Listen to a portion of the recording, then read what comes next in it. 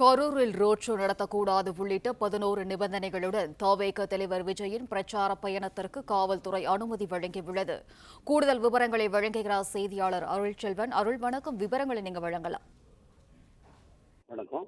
தவேக தலைவர் விஜய் அவர்கள் நாளை மதியம் 12 மணி அளவில் கரூர் மாநகராட்சி உட்பட்ட வேலுசாமிபுரத்தில் பொதுமக்களை சந்திப்பு நிகழ்ச்சி நடத்த காவல்துறை சார்பில் அனுமதி அளிக்கப்பட்டுள்ளது.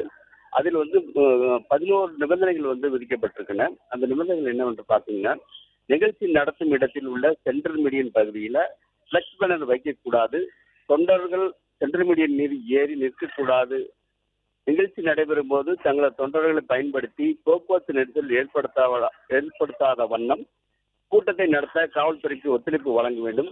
வாகனங்கள் நிறுத்தும் இடங்கள்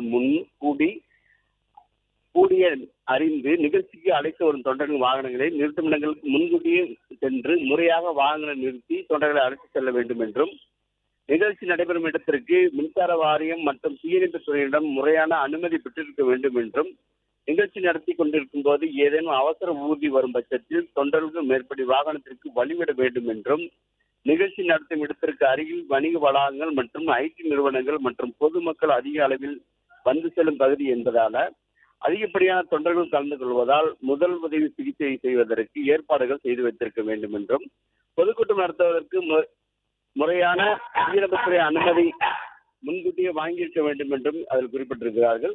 மேலும் கூட்டத்திற்கு வைக்கப்படும் பிளக்ஸ் பேனர்கள் தொடர்பாக மாநகராட்சியிடம் உரிய அனுமதி பெற்றிருக்க வேண்டும் என்றும், பொதுமக்கள் சந்திப்பு நிகழ்ச்சிக்கு மட்டுமே அனுமதிக்கப்படுகிறது. மேலும் திருக்காமணி ரவுண்டானாவானது தேசிய நெடுஞ்சாலை பிற மாவட்டங்களின் முக்கிய இணைப்பு சாலை என்பதால எக்காரணம் கொண்டும் பொதுமக்கள் பாதிக்காத வகையில் ரோடு ஷோ நடத்த அனுமதி இல்லை.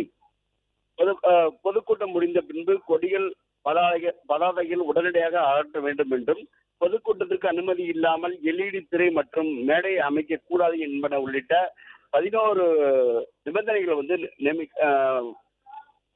நிர்ணயிக்கப்பட்டு கரூர் மாவட்ட துணை கண்காணிப்பாளர் மூலமாக அக்கட்சியினர் மாவட்ட செயலாளரான மதியழகனுக்கு அந்த நிபந்தனை அடங்கிய கடிதம் வழங்கப்பட்டுள்ளது.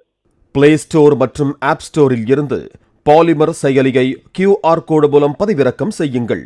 செய்திகளை உடனுக்குடன் பெறுங்கள்.